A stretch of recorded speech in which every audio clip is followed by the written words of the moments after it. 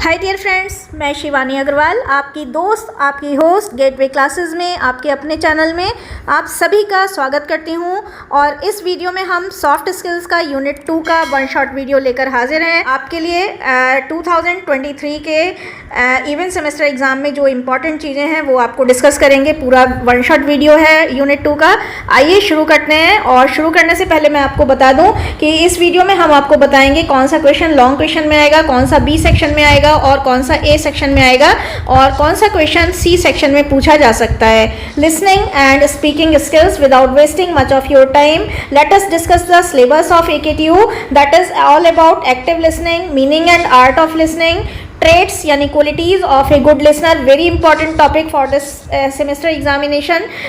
Listening modes important है, listening and note taking. अगर हम बात करें नोट टेकिंग की, this is very very important question for 2023 examination. Types of listening किसी ना किसी रूप में आएगा ही आएगा, कोई ना कोई टाइप इसका पूछा ही जाएगा।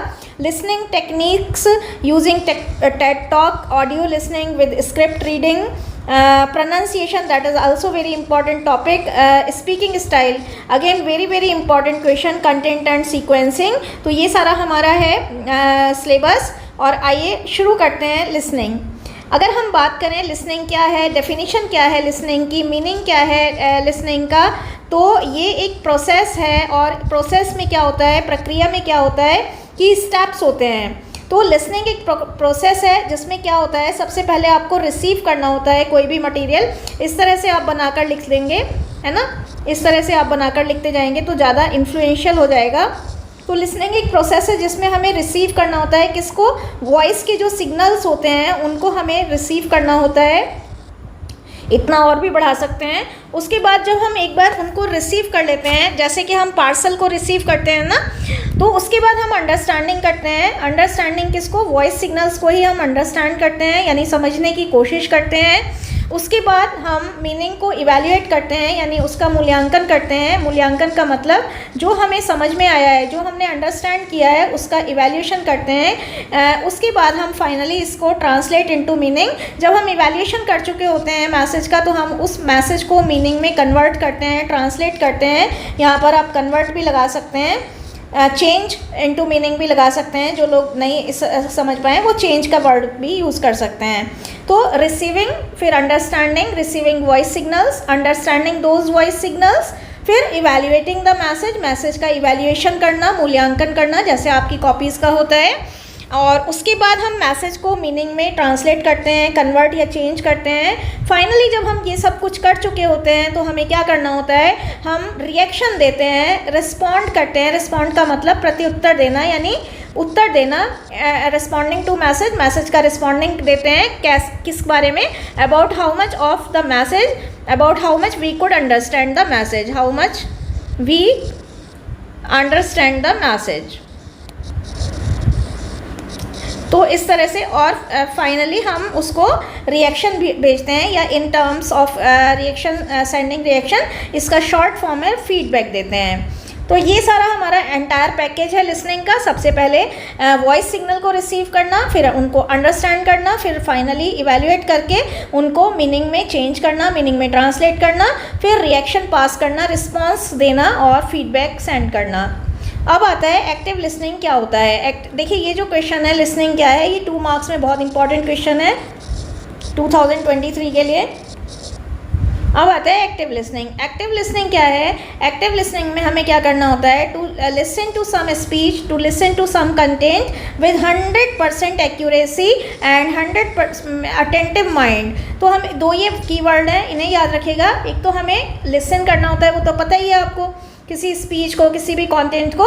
तो कैसे कंटेंट को लिसन करेंगे आप, 100% एक्यूरेसी से और 100% अटेंटिव माइंड से या एक्टिव माइंड से। दोनों वर्ड आप यूज़ कर सकते हैं, अटेंटिव माइंड या फिर एक्टिव माइंड। आगे हमने लिखा है in this kind of listening the listener is totally focused. ये भी कीवर्ड है। इस काइंड की लिसनिंग में लिसनर पूरी तरह से फोकस्ड रहता है, कॉन्सेंट्रेटेड रहता है, एंड एक्टिव और एक्टिव रहता है। तो क्या क्या रहता है, फोकस्ड रहता है, कॉन्सेंट्रेटेड रहता है और 100% एक्टिव रहता है towards what is being delivered to him. जो भी उसको डिलीवर किया जा रहा है, जो भी उसे दिया जा रहा है, उसकी तरफ वो क्या रहता है, फोकस कॉन्सेंट्रेटेड और 100% active. He gives full attention, जब वो पूरी तरह से फोकस रहता है, पूरी तरह से कॉन्सेंट्रेटेड रहता है, 100% एक्टिव रहता है, तो क्या होता है, वो पूरा अटेंशन पे करता है। और कॉन्सिक्वेंटली का मतलब है एज ए रिजल्ट, यानी परिणाम स्वरूप। कॉन्सिक्वेंटली का मतलब है परिणाम स्वरूप, यानी एज ए रिजल्ट क्या होता है, ही ग्रास्प एंटायर कन्वर्सेशन, वो पूरा कन्वर्सेशन ग्रास्प करता है यानी ग्रहण करता है।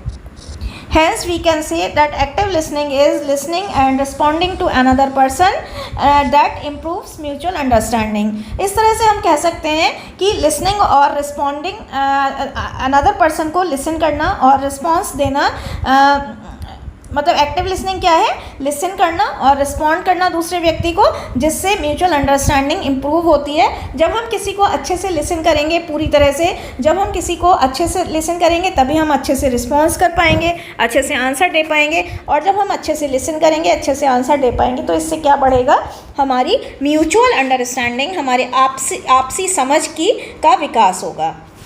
अब आते हैं ऑब्जेक्टिव्स। अब ऑब्जेक्टिव्स में बात करें तो ये नीड भी हैं, ये पर्पस भी हैं, ये इम्पॉर्टेंस भी है।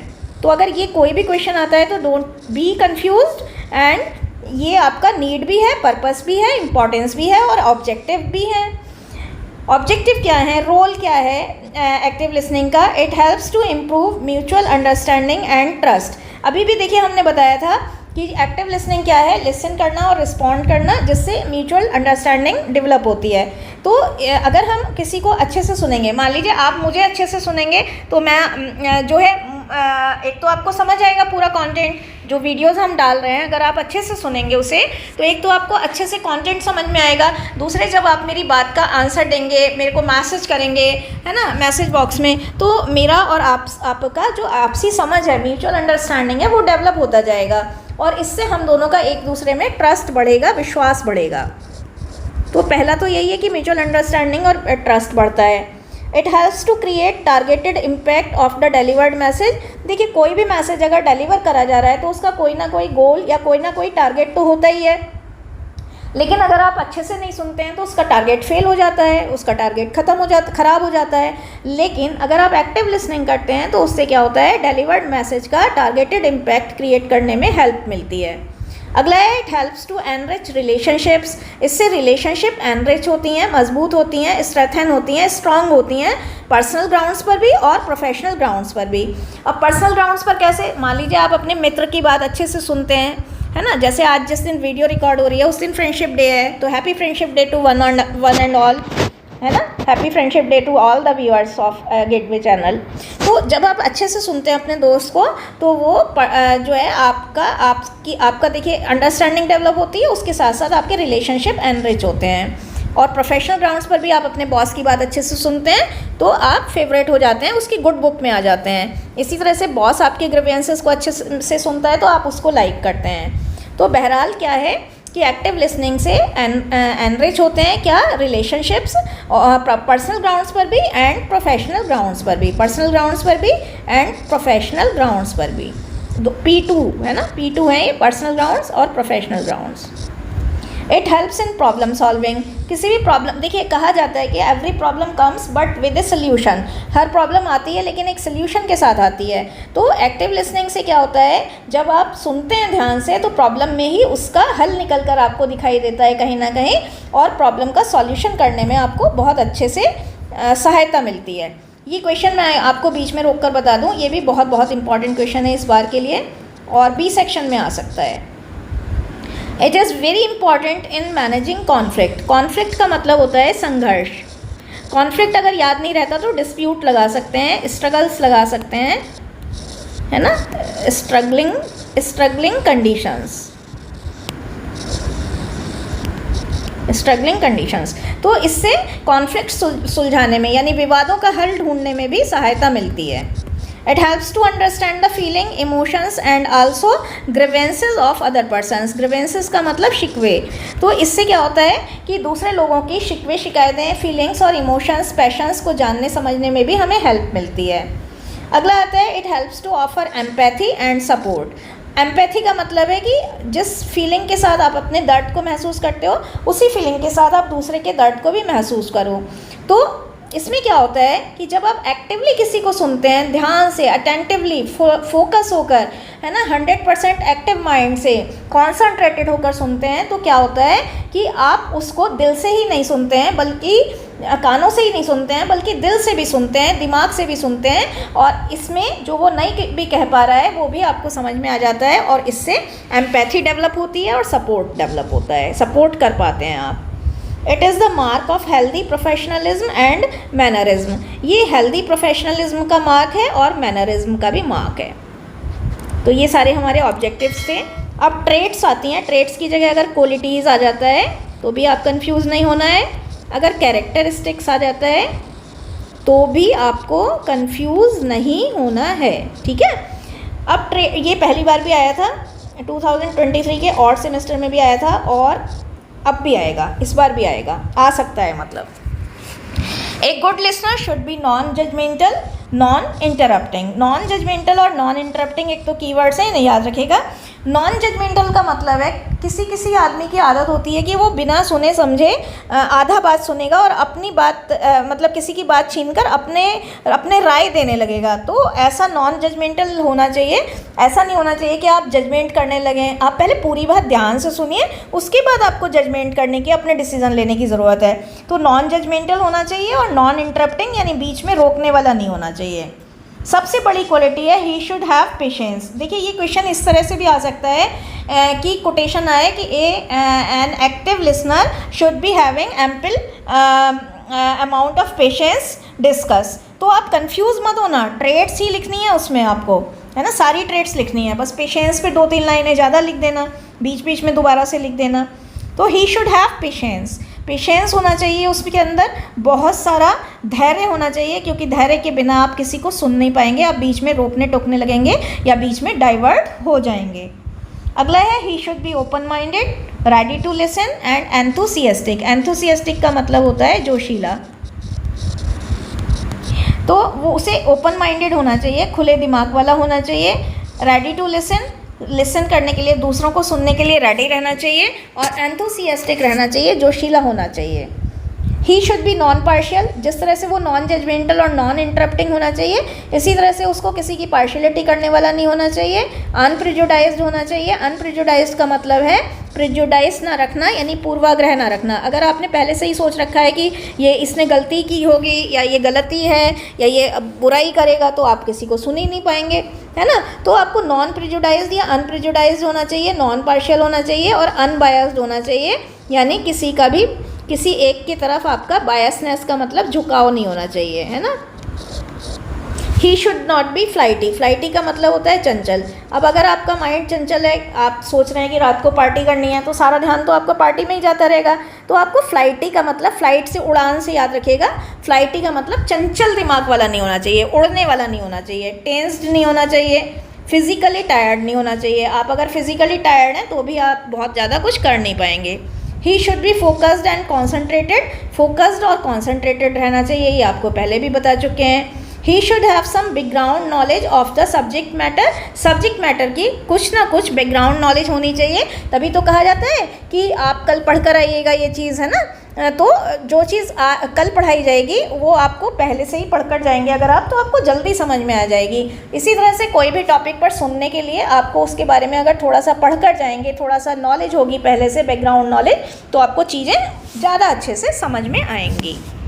He should have some critical and analytical approach. उसकी कुछ क्रिटिकल और एनालिटिकल अप्रोच होनी चाहिए, यानी समीक्षात्मक अप्रोच होनी चाहिए। समीक्षात्मक का मतलब है किसी चीज़ को सुनकर खाली सुनने के साथ साथ उस पर विचार करना, उस पर गहनता के साथ विचार करना। जैसे फॉर एग्जांपल ये आपकी प्रॉब्लम है, तो प्रॉब्लम के बारे में हर एस्पेक्ट से सोचना, हर डायमेंशन से सोचना, ये होता है क्रिटिकल और analytical approach. He should make proper eye contact. उसको प्रॉपर आई कॉन्टैक्ट बनाना चाहिए स्पीकर के साथ। He should read body language and feelings of the speaker. Proper eye contact बनाने से भी कई बार क्या होता है, डाइवर्ट नहीं होते हैं। जब आप स्पीकर से आई कॉन्टैक्ट बना के रखते हैं तो आपका डाइवर्जन होने का चांस कम रहता है, फ्लाइटी नहीं होते हैं और आपका ध्यान हटता नहीं है। इसके साथ साथ आपको स्पीकर की बॉडी लैंग्वेज और फीलिंग्स को भी ध्यान देना चाहिए, पढ़ना चाहिए, तो चीज़ें जल्दी से समझ में आ जाती हैं। He should remove all barriers, उसको सारे बैरियर्स रिमूव कर देने चाहिए, जैसे कि नॉइज़, अगर वो नॉइज़ी प्लेस है तो भी समझ में नहीं आएगा, तो नॉइज़ ख़त्म कर देना चाहिए। डिस्टेंस अगर बहुत ज़्यादा हो रही है स्पीकर और लिसनर के बीच में, तो वो ख़त्म कर देनी चाहिए। तो सारे बैरियर्स जैसे नॉइज़ है, डिस्टेंस है ना, फिज़िकल टायर्डनेस है, तो ये सारे जो बैरियर्स हैं उनको रिमूव करना चाहिए, क्योंकि ये सारे बैरियर्स जो हैं वो मैसेज की क्वालिटी को स्पॉइल कर देते हैं, यानी कि ख़राब कर देते हैं, यानी कि मार कर देते हैं, यानी कि डिफेक्ट कर देते हैं, है ना। डिस्टर्ब भी लगा सकते हैं, डिस्टर्ब, अगर स्पॉइल नहीं समझ में आए डिस्टर्ब कर देते हैं। He should have proper understanding, उसको प्रॉपर अंडरस्टैंडिंग होनी चाहिए। रिस्पॉन्सिव होना चाहिए। रिस्पॉन्सिव में क्या है कि अगर आप हमेशा अपने आप को तैयार रखेंगे कि मुझे कोई भी क्वेश्चन पूछा जाए तो सबसे पहले बढ़कर मैं रिस्पॉन्स करूँ, मैं आंसर करूँ, तो अगर ये फीलिंग रहेगी ना तो आप बहुत ध्यान से सुनेंगे। तो रिस्पॉन्सिव होना चाहिए, ऑब्जेक्टिव होना चाहिए। ऑब्जेक्टिव का मतलब है इम्पर्सनल। अगर आप पर्सनल होंगे तो आप अच्छे से सुन नहीं पाएंगे, तो इम्पर्सनल होना चाहिए। बहुत केयरिंग होना चाहिए, अलर्ट, अटेंटिव और एक्टिव होना चाहिए, इंटरेस्टेड भी होना चाहिए। अगला है he should make a mental map of what is being delivered. Mental map का मतलब होता है विजुअलाइजेशन करना। तो जो भी कुछ कहा जा रहा है उसका अगर आप विजुअलाइज कर लेते हैं, मेंटल मैप बना लेते हैं, तो भी बहुत दिनों तक उसको याद रख पाते हैं और एसाइमिलेशन हो जाता है, यानी आत्मसात आप कर पाते हैं। तो मेंटल मैप बनाकर जो भी कुछ कहा जा रहा है उसका दिमाग में चित्र बनाते जाइए, उससे आपको चीज़ें बहुत देर तक लॉन्ग टर्म मेमोरी में आपकी रहेंगी, जल्दी समझ में आएंगी। तो ये तो हमारी ट्रेड्स थी जो हमने पढ़ाई। आगे चलते हैं, टाइप्स ऑफ लिसनिंग। देखिए बहुत ज़्यादा इंपॉर्टेंट क्वेश्चन है, मुझे कहने की कोई ज़रूरत ही नहीं है, और ये क्वेश्चन कई तरह से आएगा। 7 मार्क्स में डायरेक्टली भी आ सकता है, तो वो कोई बात ही नहीं है। बाकी इसके जो पार्ट्स हैं वो करके आ सकते हैं, तो आप बहुत ध्यान से सुनिएगा। एप्रिशिएटिव लिसनिंग, पहला जो है वो एप्रिशिएटिव लिसनिंग है। ये जो होती है एप्रिशिएटिव लिसनिंग, ये एक काइंड की प्रोवोकेटिव लिसनिंग होती है। अब प्रोवोकेटिव का मतलब है उकसाने वाली, उकसाने वाली, प्रोवोकेटिव, प्रोवोकेटिव लिसनिंग होती है। और पर्पस क्या होता है एप्रिशिएटिव लिसनिंग का? To encourage the speaker to speak more, speaker को और ज़्यादा बोलने के लिए एनकरेज करना। To boost up the morale of the speaker, speaker का मॉरल को बूस्ट अप करना, चीयर अप करना, यानी कि उसको प्रोत्साहित करना। एग्जाम्पल क्या है? एग्जाम्पल ज़रूर लिखिएगा आप, और आप अपने एग्जाम्पल भी हमें कमेंट सेक्शन में भेजिएगा। जिसके भी एग्जाम्पल हमारे पास आएंगे, वो चाहे कितने भी थोड़े कम स्टैंडर्ड भी होंगे, तो भी हम उनको अपने वीडियो में ज़रूर पढ़ेंगे। When teacher encourages the student on his first presentation, तो वो देखिए, आपने देखा होगा जब आप पहली बार डायस पर जाते हैं तो आपका टीचर, आप थोड़ा गलत भी बोलते हैं, थोड़ा ख़राब भी बोलते हैं, अच्छा नहीं भी बोलते हैं, तो भी आपका टीचर क्या कहता है? हाँ, बहुत अच्छा है, बहुत अच्छा है। तो जब टीचर अपने स्टूडेंट को फर्स्ट टाइम प्रेजेंटेशन देने पर एनकरेज करता है, तो this is a kind of appreciative listening या फिर provocative listening. To listen to the playlist of the particular singer if you find any of his, to listen to the playlist of particular singer, किसी भी particular singer की playlist को पूरा का पूरा सुन जाना। कब? If you find any of his song melodious, अगर आपको कोई सॉन्ग मेलोडियस लगता है तो फिर आप उस जो गायक है, वो जो सिंगर है, उसकी पूरी लिस्ट को सुन जाते हैं। तो ये भी एक एप्रिशिएटिव लिसनिंग है। या जैसे आपने कभी कभी देखा होगा कि फेसबुक पर कोई क्लिपिंग आ रही है छोटा सा, जैसे आजकल तो बहुत सारी रील्स आती हैं, तो रील्स में आपने कोई गाना छोटा सा सुना तो फिर आप पूरा का पूरा गाना खोजते हैं, है ना, तो वो भी अप्रिशिएटिव लिसनिंग ही होती है। तो बेसिकली इसमें क्या याद रखना है? प्रोवोकेटिव लिसनिंग है, एनकरेजमेंट करा जाता है to speak more, boost up the morale of the speaker. अब आती है क्रिटिकल लिसनिंग। अलग से देखें तो भी बहुत इंपॉर्टेंट है, और आप बहुत ध्यान से देखिएगा। It is a kind of listening in which we not only listen to the speaker but also we have to check and जज। हमें चेक भी करना होता है, जज भी करना होता है about what is being said, क्या कहा गया है, how much relevant it is, कितना प्रासंगिक है ये। What is the impact effect of the speaker, speaker का इम्पैक्ट क्या आया, इफ़ेक्ट क्या आया। तो इसमें हमारी जो रिस्पॉन्सिबिलिटी है लिसनर की वो डबल हो जाती है, क्योंकि उसमें not only we have to listen to the speaker, हमें स्पीकर को लिसन ही नहीं करना होता बल्कि हमें चेक भी करना होता है, जज भी करना होता है कि क्या कहा गया है, कितना इम्पॉर्टेंट, रेलिवेंट की जगह इम्पॉर्टेंट वर्ड का यूज़ कर दीजिएगा, या फिर इम्पॉर्टेंट नहीं यूज़ कर पाएंगे तो आप कर सकते हैं यूज़फुल, है ना। या what is the utility of the content, content की यूटिलिटी क्या है, रेलिवेंसी क्या है, and what is the impact या effect of the speaker, speaker ने जो भी अभी कंटेंट डिलीवर किया उसके इम्पैक्ट क्या आया, इफेक्ट क्या आया। एग्जाम्पल क्या है, इन डिबेट, डिबेट में, इन इंटरव्यू, इंटरव्यूज़ में। डिबेट में आपको ये चेक करना होता है ना कि कितना अच्छा बोला, तभी तो आप अपोजिशन वाले को या फेवर वाले को आप ज़्यादा पसंद करते हैं, जो ज़्यादा अच्छा बोलता है उसे ज़्यादा पसंद करते हैं। इंटरव्यू में भी आपकी यही रिस्पॉन्सिबिलिटी होती है कि you not only listen to the speaker but you also have to check and जज कि क्या कहा, क्या आंसर दिया है, कितना सही है और क्या इसका प्रभाव रहेगा। अब एग्ज़ाम्पल क्या है, एक और भी एग्ज़ाम्पल है, दूसरा एग्ज़ाम्पल है ये, मतलब फर्स्ट ये है, सेकेंड ये है और थर्ड ये है। और भी एग्ज़ाम्पल की वेट रहेगी मुझे आपसे। इन एन अपकमिंग इलेक्शन, आने वाले, अपकमिंग का मतलब आने वाले इलेक्शन में, while listening to some leader या while listening to some manifesto, manifesto का मतलब घोषणा पत्र, जिसमें वो वायदे करते हैं ना अपने कि हम ये करेंगे, हम ये करेंगे। Of various parties we ultimately have to decide which one is the best party to cast our vote for. ठीक है, ये ऐसे।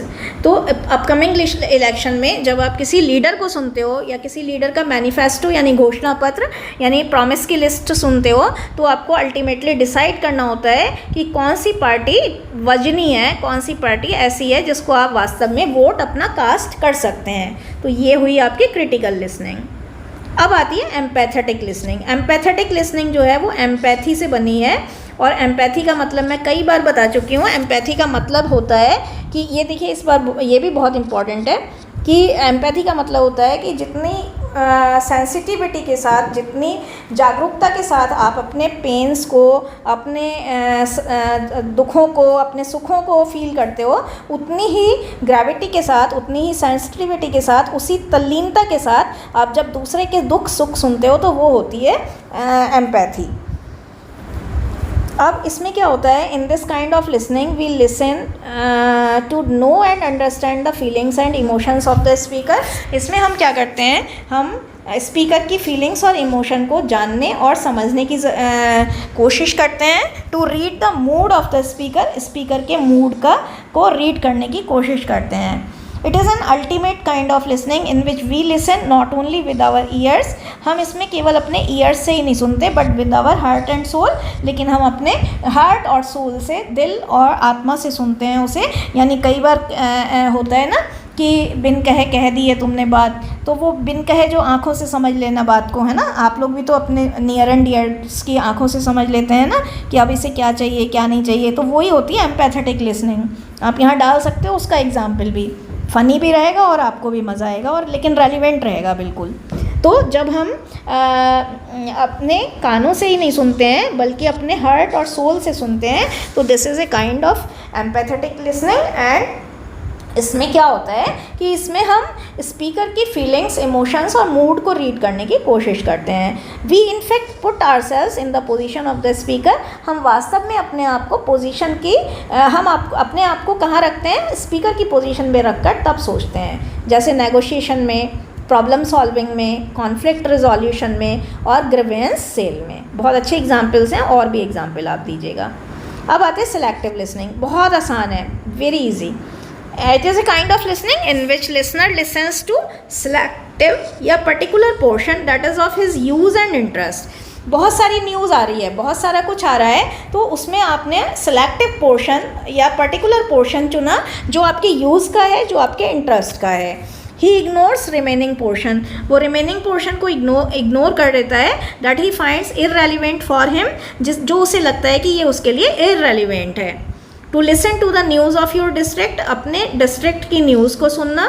To listen to sports news section from morning news, morning news में स्पोर्ट्स न्यूज़ सेक्शन को चुनना, है ना, सुनना।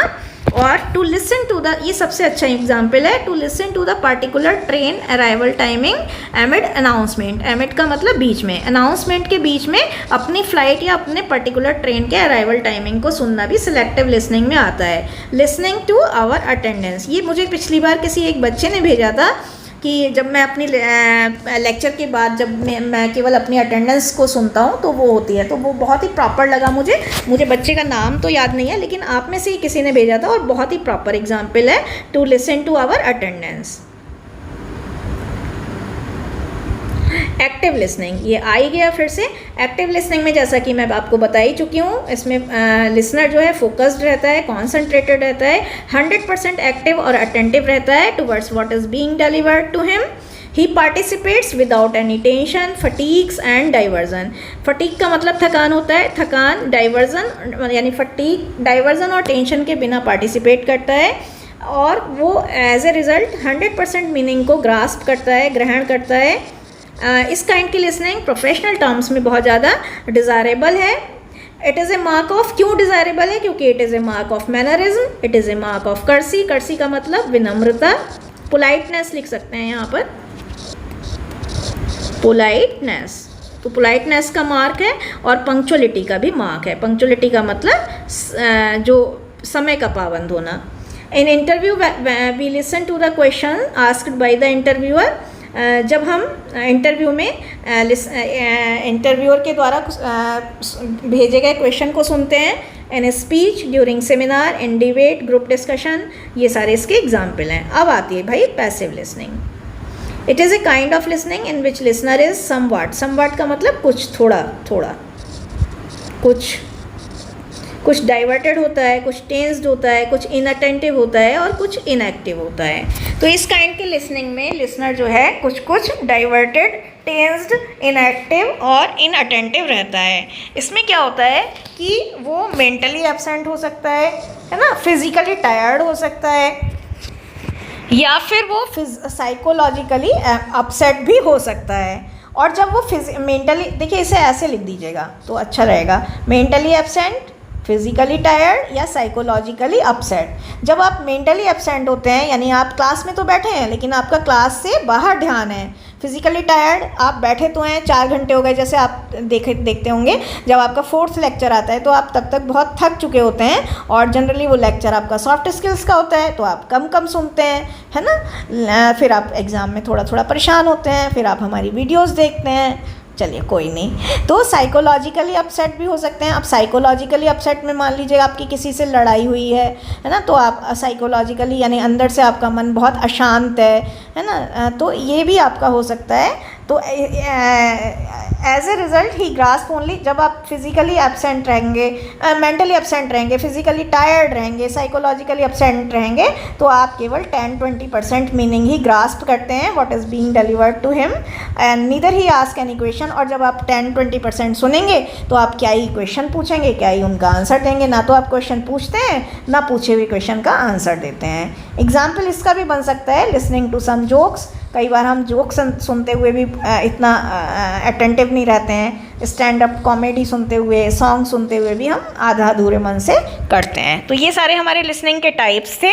मुझे लगता है कि आपको समझ में आ गए होंगे। कोई कन्फ्यूज़न हो तो आप दोबारा से पूछ लीजिएगा।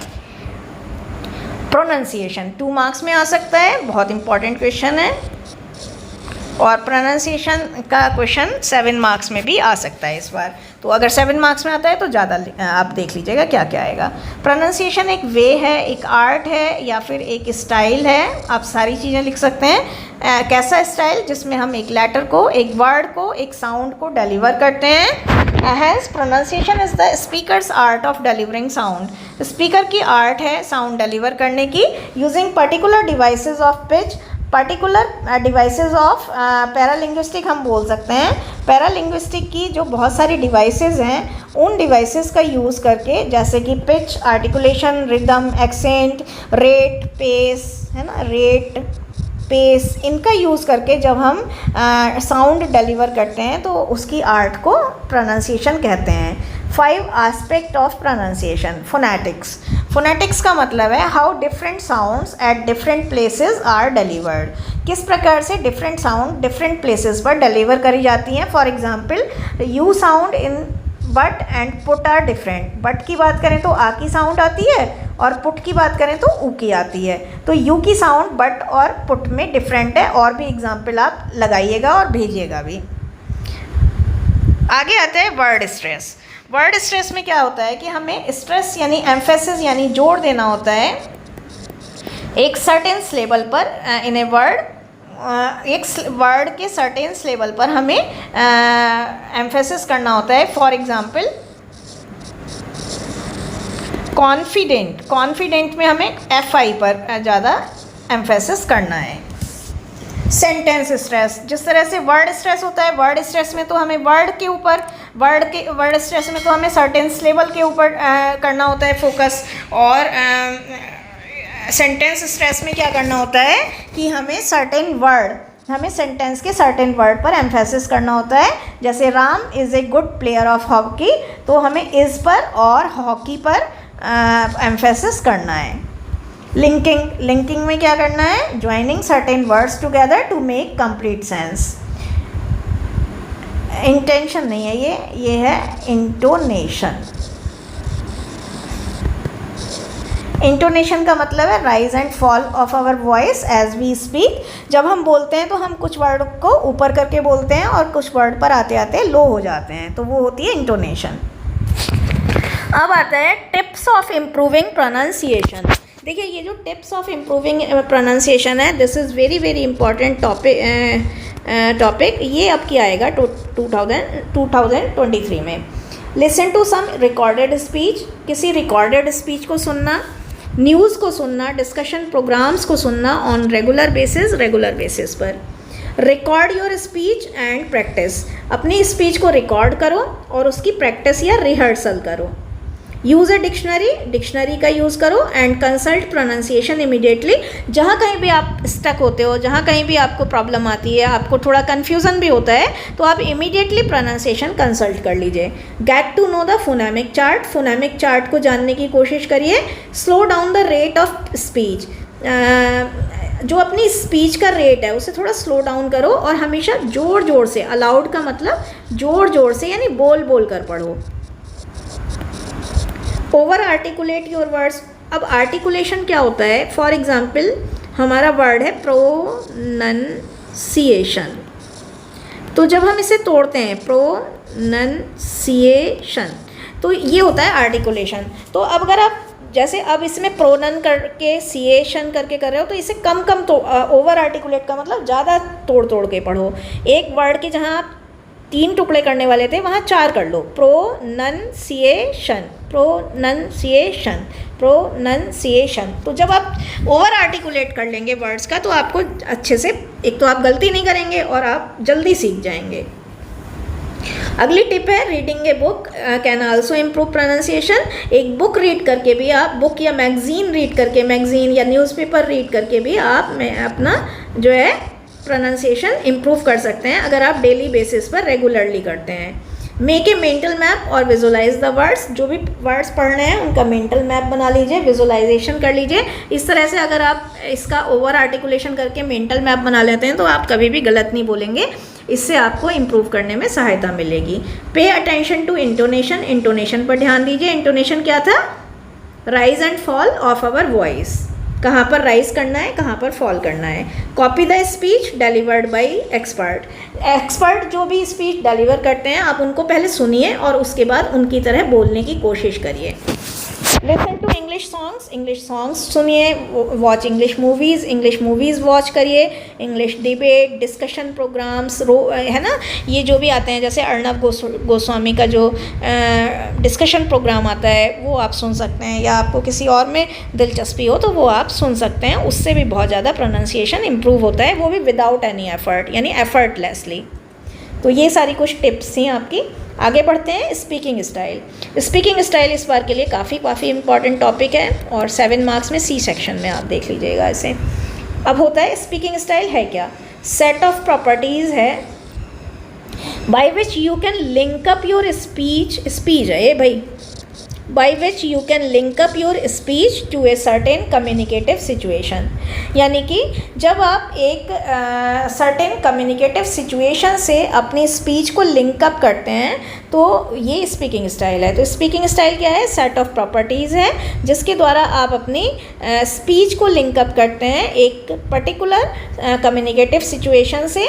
ये सिचुएशन मल्टी डायमेंशनल हो सकती है। अब अभी आपको समझ में नहीं आ रहा होगा कि मैं क्या कहना चाह रही हूँ। मैं ये कहना चाह रही हूँ कि जब आप डिबेट करते हैं तो आप कम्युनिकेटिव सिचुएशन आपकी डिफरेंट होती है और आप उसमें अलग तरह से अपनी स्पीच को लिंक अप करते हैं। जब आप डायलॉग्स बोलते हैं तो आपका कम्युनिकेटिव सिचुएशन डायलॉग्स डिलीवरी की होती है, तो आप उसमें अपनी स्पीच को अलग तरह से लिंक अप करते हैं। यानी अलग अलग मौक़ों पर, अलग अलग परिस्थितियों में, अलग अलग सर्कमस्टेंसेस में बोलने का ढंग यानी स्पीच देने का ढंग जो है वो अलग अलग होता है। तो अलग अलग सर्कमस्टेंसेस में जो अलग अलग कम्युनिकेटिव सिचुएशंस हैं, अलग अलग कम्युनिकेटिव सर्कमस्टेंसेस हैं, उनमें आप जब अपनी स्पीच को लिंक अप करते हैं तो वो अलग अलग होता है। तो ये एक सेट ऑफ प्रॉपर्टीज़ है जिसके द्वारा आप क्या करते हैं, अपनी स्पीच को लिंक अप करते हैं पर्टिकुलर कम्युनिकेटिव सिचुएशन से। ये सिचुएशन मल्टी डायमेंशनल भी हो सकती है, यानी कई तरह की हो सकती है। इसमें क्या क्या आता है, कॉन्टेक्स्ट। कॉन्टेक्स्ट में न्यूज़ आ सकता है, डायलॉग। कभी कभी मतलब आपकी कम्युनिकेटिव सिचुएशन न्यूज़ देने वाली होती है, कभी आपकी डायलॉग देने वाली होती है, कभी स्पीच देने वाली होती है, कभी कॉमेडी करना पड़ता है आपको। तो आपने देखा होगा न्यूज़ देते समय आपको कम्युनिकेटिव सिचुएशन के अकॉर्डिंग अपनी स्पीच को अलग तरह से डिलीवर करना होता है। डायलॉग में आपको अलग तरह से डिलीवर करना होता है। स्पीच में जब आप बोलते हैं तो बिल्कुल अलग तरह से बोलते हैं, और जब आप कॉमेडी करते हैं तो आप बिल्कुल अलग तरह से बोलते हैं। अगला आता है स्पीकर। स्पीकर का इसमें हमें क्या ध्यान देना होता है कि जिनके सामने भी हम स्पीकिंग करने जा रहे हैं उनकी हैबिट पता होनी चाहिए, एटीट्यूड पता होना चाहिए, पर्सनैलिटी पता होना चाहिए। और आगे लिख सकते हैं लाइकिंग, डिसलाइकिंग, और आगे लिख सकते हैं इसमें उनका बैकग्राउंड नॉलेज, आगे लिख सकते हैं इसमें लैंग्वेजेस नोन टू दैम। अगर आप हिंदी वाले के सामने इंग्लिश में बोलने लगेंगे, इंग्लिश वाले के सामने हिंदी में बोलने लगेंगे तो सारी चीज़ें ख़त्म हो जाएंगी। तो स्पीकर को हम ये भी ध्यान रखना चाहिए कि ऑडियंस की हैबिट क्या है, इंटरेस्ट क्या है, एटीट्यूड क्या है, पर्सनालिटी क्या है, लैंग्वेजेस नोन क्या है, लाइकिंग डिसलाइकिंग क्या है, बैकग्राउंड नॉलेज क्या है। सिचुएशन में हमें ये ध्यान रखना है कि हमारा और आपका यानी कि स्पीकर का और लिसनर का डिस्टेंस क्या है, टाइमिंग क्या है, नॉइज़ तो नहीं है, रूम का साइज़ क्या है, अवेलेबिलिटी ऑफ पोडियम की अवेलेबिलिटी है या नहीं है, माइक की अवेलेबिलिटी है या नहीं है, रूम टेम्परेचर देखना होता है, सीटिंग अरेंजमेंट देखना होता है। रूम टेम्परेचर देखना क्यों ज़रूरी है कि अगर आपका रूम छोटा है ना, तो आप उसी हिसाब से अपनी एनर्जी लेवल को थोड़ा कम भी कर सकते हैं। लेकिन अगर आपका रूम बड़ा है तो आपको जो है और ज़्यादा एनर्जी लेवल को डायनामिक बनाना पड़ेगा, जस्ट आपको मूव ज़्यादा करना पड़ेगा। सीटिंग अरेंजमेंट, मान लीजिए आपके यहाँ 100 लोग आने वाले हैं, आपकी सीट 90 ही हैं, तो आधे लोग तो खड़े रह जाएंगे और उससे कितना डिस्टर्बेंस क्रिएट होगा, क्रेओस क्रिएट होगा। तो सीटिंग अरेंजमेंट, अगर if you are expecting 100 people to attend your lecture, there must be at least 110 there must be an arrangement of 110 seats at least, है ना, जिससे क्रेओस ना हो। अब आता है स्पीकिंग स्टाइल, ये भी इसी का पार्ट है और बहुत इंपॉर्टेंट है। पर्पस ऑफ स्पीकिंग आर, ये इस तरह से आप लिख लीजिएगा। चार्ट जरूर बनाकर आइएगा, चार्ट जितने बनाएंगे उतना ही ब्लाइंड चेकिंग होती है AKTU में, तो आपके चार्ट जब होंगे तो अलग से ही दिख जाएंगे। तो स्पीकिंग का कभी कभी पर्पस क्या हो सकता है, इन्फॉर्मेशन देना, कभी कभी इंस्ट्रक्शन देना। इंस्ट्रक्शन में क्या आता है, what to do and what not to do, क्या करना है और क्या नहीं करना है, what not to do. To persuade, कभी कभी हमें परसुएड यानी कन्विंस करने के लिए देना पड़ सकता है। टू टीच और ट्रेन, कभी कभी हमें शिक्षित करने के लिए, ट्रेन, एजुकेट, है ना, एजुकेट करने के लिए देना पड़ सकता है। तो कई बार हमारे जो हैं उद्देश्य टीचिंग के हो सकते हैं, ट्रेनिंग के हो सकते हैं, और कई बार हमारा उद्देश्य क्या हो सकता है, एजुकेट करना भी हो सकता है। ये तो मिट गया, एजुकेट करना। एंटरटेन करना, कई बार हमारा पर्पस एंटरटेनमेंट देना भी हो सकता है, कई बार हमारा उद्देश्य होता है मोटिवेट करना और इंस्पायर करना। सीक्वेंसिंग भी बहुत इंपॉर्टेंट है। सीक्वेंसिंग है क्या? एप्लीकेशन ऑफ नीड्स की एप्लीकेशन, यानी कि प्रायोरिटीज़ इसमें आती हैं। यानी कि आपकी प्रायोरिटी क्या है। मान लो हम सुनना चाह रहे हैं आपसे प्राइमरी बेसिस पर कि आपको बताना है कि पॉलिसी के लाभ क्या हैं, और हमने बताने बैठ गए पॉलिसी की शर्तें क्या हैं, तो वो नहीं होना चाहिए। एप्लीकेशन ऑफ नीड्स होना चाहिए। एनवायरनमेंट का एनालिसिस होना चाहिए, यानी जिस एनवायरनमेंट में आपको देना है प्रेजेंटेशन, उस एनवायरनमेंट में आपको आपको उस एनवायरनमेंट का भी ध्यान देना चाहिए। Speaker has to design his content keeping in view of the following. Speaker को अपना कंटेंट डिज़ाइन करना चाहिए, ये सारी चीज़ें ध्यान में रखते हुए। क्या सारी चीज़ें?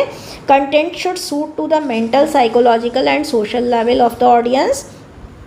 कंटेंट आप जो भी बनाएं, ये भी बहुत इंपॉर्टेंट है, कंटेंट आप जो भी बनाएं वो ऑडियंस के मेंटल, साइकोलॉजिकल और सोशल लेवल से मैच करता हुआ होना चाहिए। Content should suit to the needs, requirements and expectations, priorities of the audience. Audience की नीड्स, प्रायोरिटीज़, रिक्वायरमेंट्स और एक्सपेक्टेशन को ध्यान में रखते हुए होना चाहिए। Content should be as per age, gender, liking, disliking, cultural background and languages known to the audience. Content जो भी आप बना रहे हैं, डिलीवर कर रहे हैं, वो लोगों की एज को ध्यान में रखते हुए, उनके जेंडर को ध्यान में रखते हुए, लाइकिंग डिसलाइकिंग को ध्यान में रखते हुए और कल्चरल बैकग्राउंड को ध्यान में रखते हुए, तथा उनको लैंग्वेजेस कौन सी आती हैं, ये सब ध्यान रखते हुए आपको बनाना चाहिए, है ना। अब नोट टेकिंग है। नोट टेकिंग भी देखिए बहुत इंपॉर्टेंट है, और ये भी सी सेक्शन में आएगा। द नोट टेकिंग है क्या? Process of recording information from speaker. Speaker जो भी बोल रहा है उससे उसकी इन्फॉर्मेशन को रिकॉर्ड करना। अब रिकॉर्ड करने का मतलब ये नहीं है कि आप मोबाइल में रिकॉर्ड करने लगो, मतलब टेक्निकली आप उसका ऑडियो क्लिपिंग तैयार करने लगो। ऑडियो क्लिपिंग तैयार नहीं करना है। रिकॉर्ड का मतलब है यहाँ पर दर्ज करना, अंकित करना, मेंशन करना, है ना, कलेक्ट करना, मेंशन करना, कलेक्ट करना, ये सब। Process of jotting down important points, important point को जॉट डाउन करना फ्रॉम लेक्चर, स्पीच और प्रेजेंटेशन। रोल क्या है, इंपॉर्टेंस क्या है नोट टेकिंग का? To encourage active listening. देखिए जब आपको नोट टेकिंग करना होगा तो ऑटोमेटिकली आपको एक्टिव लिसनर बनना ही पड़ेगा। To keep the points safe for future reference. Points को सेफ रखना फ्यूचर रेफरेंस के लिए। फॉर एग्जांपल आज जो हम बोल रहे हैं, आज जो आपका टीचर बोल रहा है, वो आप अपने जूनियर्स को फॉरवर्ड कर सको, तो लिखे हुए होंगे तभी तो आप फॉरवर्ड कर पाओगे। To prepare notes for examination, examination के लिए नोट्स तैयार करना। To prepare outlines, outline prepare करना। To discuss in some meeting, meeting में डिस्कस करने के लिए आउटलाइन प्रिपेयर करना। To arrange content in an organized and sequential way. Content को ऑर्गेनाइज करना, कंटेंट को अरेंज करना एक ऑर्गेनाइज्ड और सिक्वेंशियल वे में। To free yourself from recalling things, अपने आप को चीज़ें याद रखने के भार से मुक्त करना। यानी जब आप लिख कर रख लेंगे तो आपको याद नहीं रखना पड़ेगा, माइंड में इतना सारा प्रेशर नहीं डालना पड़ेगा। नोट टेकिंग में प्राइमरी मेथड्स हैं, स्टेप्स हैं। सबसे पहले हमें क्या करना है? प्रिपेयरिंग आउटलाइन, हेडिंग्स या सब हेडिंग। सबसे पहले हमें आउटलाइन प्रिपेयर करनी है, हेडिंग या सब हेडिंग प्रिपेयर करने हैं। लिस्टिंग इंपॉर्टेंट पॉइंट्स, फिर उनके अंदर आने वाले इंपॉर्टेंट पॉइंट को लिस्ट डाउन करना है।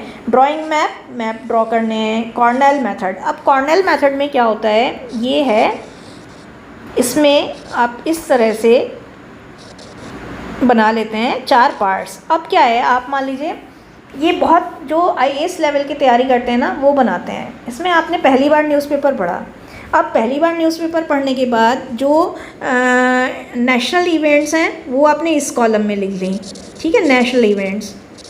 जो इंटरनेशनल इवेंट्स हैं वो आपने इधर लिख ली, ठीक है, पॉइंट्स में। जो स्पोर्ट्स की हैं वो आपने इधर लिख ली, जो आपकी बॉलीवुड से न्यूज़ हैं वो आपने इधर लिख ली। तो अब आप ना जब अगली बार इसका रीडिंग या रिवीजन करने बैठोगे तो आपको बहुत कम मेहनत में आपके सारे पॉइंट्स नेशनल के इधर मिल जाएंगे, इंटरनेशनल के इधर मिल जाएंगे, स्पोर्ट्स न्यूज़ इधर मिल जाएंगी, बॉलीवुड की न्यूज़ आपको इधर मिल जाएंगी। ये कॉर्नेल मेथड होता है। Tips and techniques of note taking. Tips and techniques क्या हैं ये भी इम्पॉर्टेंट है। Write phrases and abbreviations and not in full sentences. जब भी आप नोट टेकिंग कर रहे हो तो फ्रेजेस में लिखो। एब्रीविशन का मतलब शॉर्ट फॉर्म होता है, शॉर्ट फॉर्म्स में लिखो, जैसे HOD है ना, या DM है ना, DM कर दो, डायरेक्ट मैसेज, डिस्ट्रिक्ट मजिस्ट्रेट दोनों हैं। Take notes in your own paraphrase, अपने खुद के पैराफ्रेज में, व्हाट यू हियर, जो भी आपने सुना है उसको अपने खुद के एक्सप्लेनेशन में अगर आप लिखेंगे तो वो आपको चीज़ें जल्दी समझ में आएंगी और जल्दी जल्दी लिख ली जाएंगी। Structure your notes with headings, सब हेडिंग्स एंड लिस्टिंग्स, अपने नोट्स को स्ट्रक्चर करिए हेडिंग, सब हेडिंग और लिस्टिंग में। नोट टेकिंग क्या है, कोड योर नोट्स, अपने नोट्स को कोडिंग कर लीजिए। Use colour and symbols, colour और सिम्बल्स का यूज़ करिए एम्फेसिस करने के लिए, जोर देने के लिए।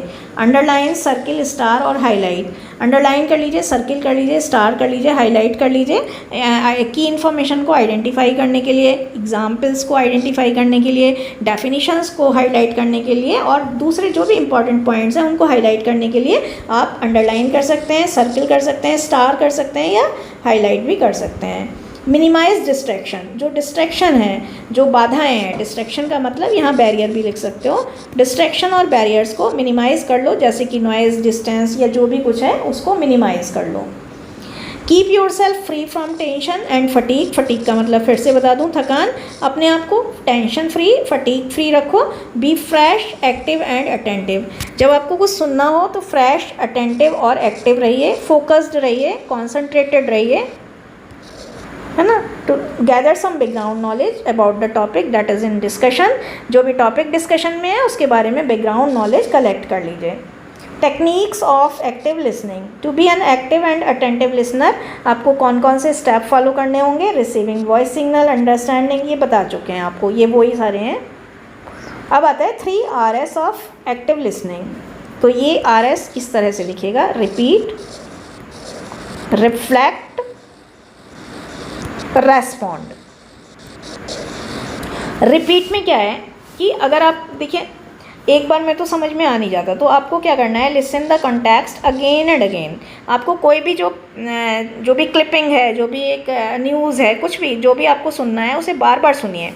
लिसन एटलीस्ट 3 to 5 टाइम्स और until you grasp the meaning completely, कम से कम 3 से 5 बार सुनिए, या जब तक आपको मीनिंग कम्प्लीटली ग्रास्प नहीं हो जाता तब तक सुनिए। Listen particular selective portion which is rather difficult to understand, कई बार ऐसा होता है कि हम सारा सुनने में टाइम वेस्ट कर देते हैं, लेकिन सारा तो हमें समझ में आ जाता है, कुछ कुछ पोर्शन हमें समझ में नहीं आ रहा होता।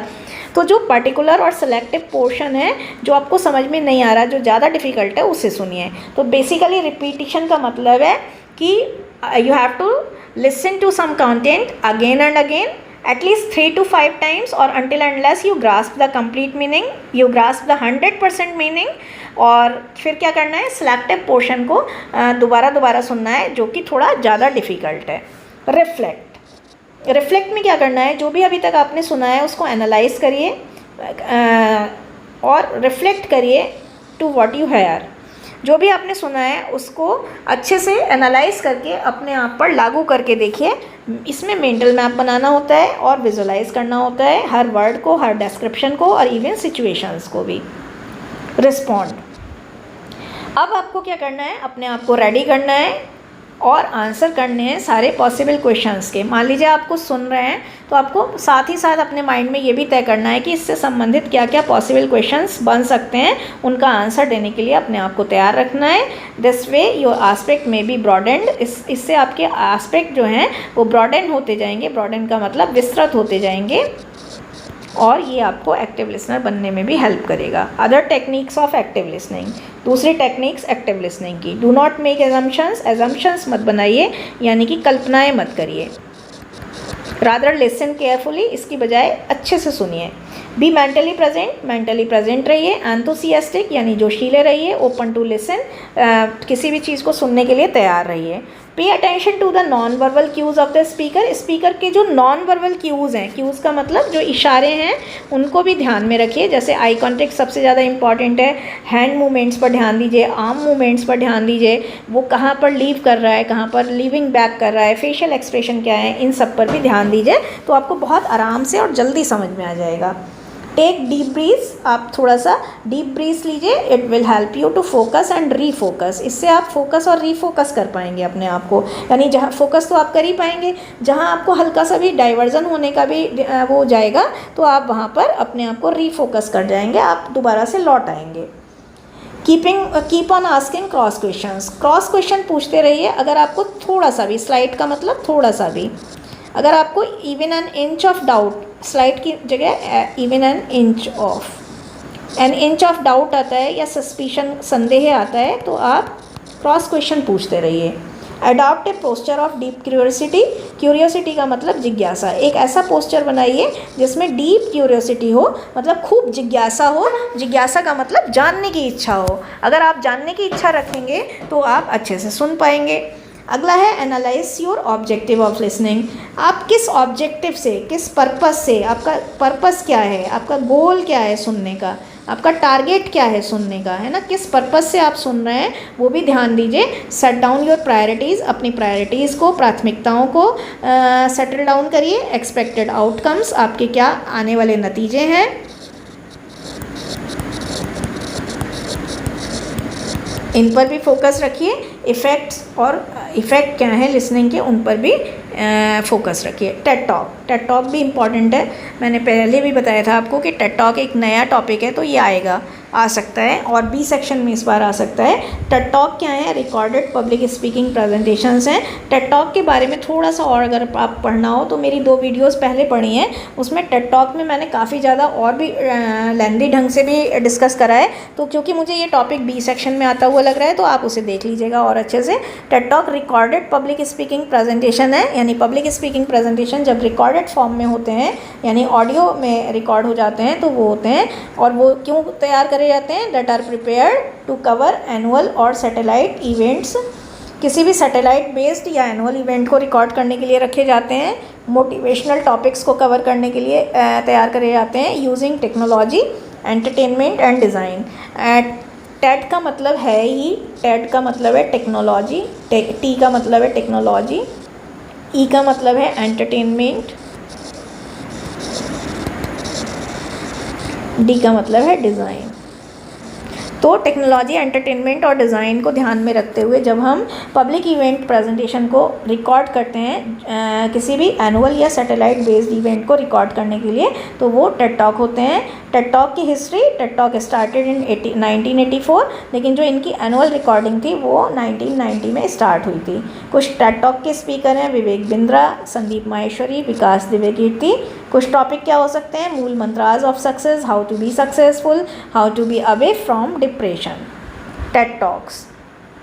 तो इस तरह से हम कह सकते हैं टेड टॉक रिकॉर्डेड कंटेंट है जो मोटिवेशनल होता है विद सम स्ट्रॉन्ग मैसेज, जिसको इसमें कोई स्ट्रॉन्ग मैसेज होता है और जिसे डिज़ाइन किया जाता है एक यूनिक वे में, involving wit, humour and intelligence, जिसमें हमारा विट भी होता है, थोड़ा सा हेल्दी ह्यूमर भी होता है, इंटेलिजेंस होती है, और जो अवेलेबल होते हैं टेक्निकली यानी डिजिटली, इधर ऑन यूट्यूब और ऑन रेडियो और on TV. Skills required for a Ted talk speaker, ये बहुत इंपॉर्टेंट टॉपिक है, बी सेक्शन में आ सकता है अलग से। Get an idea about the audience, there needs and interest, audience, उनकी नीड्स और इंटरेस्ट के बारे में एक आइडिया ले लीजिए। अपने कंटेंट को जितना इजी, जितना करारा बना सकते हैं, करारा का मतलब छोटा लेकिन छोटे पैकेट में बड़ा धमाका, टू दी पॉइंट कर सकते हैं, अट्रैक्टिव और एंटरटेनिंग बना सकते हैं, उतना एंटरटेनिंग बनाइए। एग्जाम्पल का यूज़ जितना ज़्यादा कर सकते हैं करिए, रियल लाइफ एक्सपीरियंसेस का भी यूज़ कर सकते हैं। डाइवर्सिफाई और वॉइस डिलीवरी, अपनी वॉइस डिलीवरी को थोड़ा डाइवर्सिफाई करिए। कैसे करेंगे डाइवर्सिफाई? डाइवर्सिफाई का मतलब है विभिन्नता लाइए उसमें। कैसे लाएंगे विभिन्नता? By using pitch, intonation and proper pronunciation.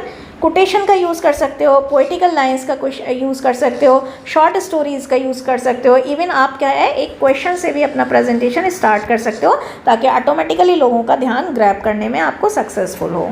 तो ये सारा हमारा वीडियो था। और मुझे देखिए अभी भी मैं दोबारा से एक बार बता दूं, इस बार के जो है वो स्पीकिंग स्टाइल सबसे ज़्यादा इम्पॉर्टेंट है, इसमें सीक्वेंसिंग वगैरह इसी में आ जाता है, और नोट टेकिंग जो है वो सबसे ज़्यादा इंपॉर्टेंट है। बाकी तो आप तैयार करिएगा, टाइप्स ऑफ लिसनिंग आप छोड़िएगा मत बिल्कुल भी। नोट टेकिंग का जो टॉपिक है ये भी आपका बहुत ज़्यादा इंपॉर्टेंट जा रहा है, तो ये क्वेश्चन इसमें से आप तैयार कर लीजिएगा। I hope you would like the video. If you like the video kindly hit a like to Gateway channel. Kindly keep on sending your messages so that we may also be interconnected and have a very nice examination experiences. Bye bye.